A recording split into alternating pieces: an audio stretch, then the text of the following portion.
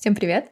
Сегодня у нас будет небольшая, но очень интересная прогулка. Старые церкви и соборы, река Волга, сыр.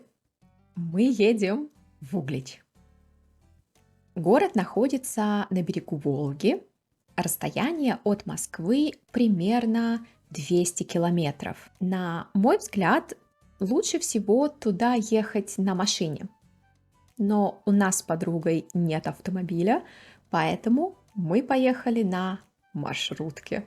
Что сказать? Кажется, у этой маршрутки долгая и нелегкая жизнь. Я бы даже не удивилась, если бы она сломалась по дороге.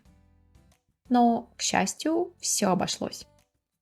До Углича мы доехали за 4 часа без приключений. Мы приехали в 5 часов вечера и сразу пошли в отель.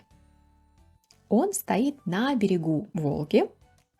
Владельцы хотели создать атмосферу дворянской усадьбы, и в холле висит вот такая огромная люстра. Но мне больше всего понравился вид из окна. Смотрите, какая красота!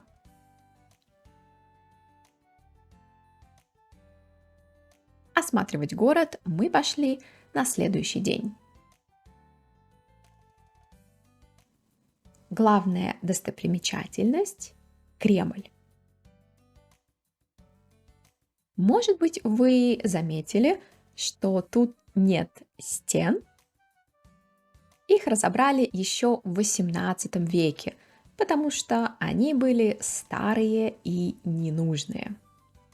Сегодня на территории Кремля есть собор, колокольня, княжеские палаты, здание городской думы и церковь Дмитрия на Крови.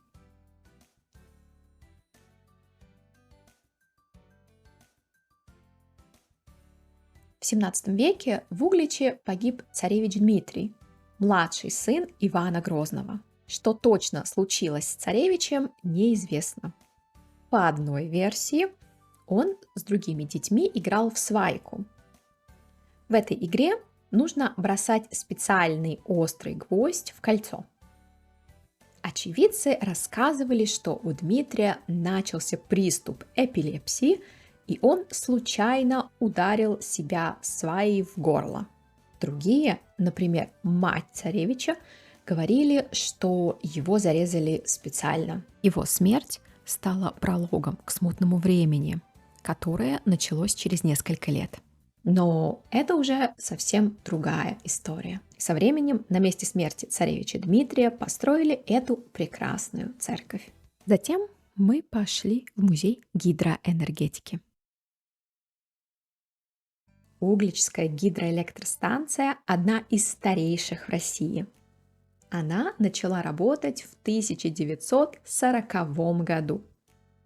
В музее экскурсовод рассказала, как работают гидроэлектростанции, а также об истории строительства Угличской ГЭС. После музея мы долго гуляли по набережной, и я заметила интересный момент. Везде люди ловили рыбу. Мужчины, женщины, дети. Поэтому, когда пришло время обедать, я решила попробовать блюдо из местной рыбы. Было очень вкусно. После обеда у нас появилась энергия, и мы пошли гулять дальше. В городе есть завод, на котором делают сыр. И недавно на его территории открыли небольшой музей. На экскурсии сначала мы посмотрели, как работает завод, а потом была дегустация. Мы ели сыр с медом и пили чай. Люблю, когда не только интересно, но и вкусно. Однако это не просто музей на заводе, но и культурное пространство. Поэтому было много интерактивных стендов и креативных экспонатов. Например, там можно создать свой сыр. Я, конечно, сделала с лавандой. Мы отлично провели время в Угличе. Сейчас центр города медленно ремонтируют, поэтому не везде чисто, но это не повлияло на мое впечатление о нем. Приятный город, в который я бы с удовольствием поехала опять.